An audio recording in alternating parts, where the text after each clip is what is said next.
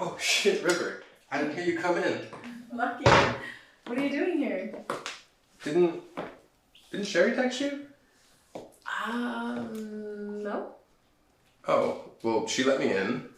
Do you remember back on Saturday at the barbecue, you were saying that you needed a bunch of stuff around your house fixed? Mm-hmm.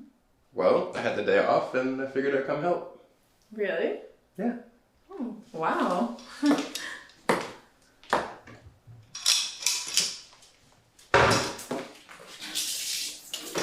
Oh my god. You fixed the cabinets and the sink? And your front door, your smoke detectors, this sink, and your coffee table. It doesn't rock anymore? Nope. Why did you do all this? Just wanted to be a good neighbor. Well, how much do I owe you? Nothing. I just wanted to be a good neighbor. You have to let me pay you somehow. River, I just wanted to be the kind of neighbor that anyone would be happy to have in their neighborhood, you know? Okay.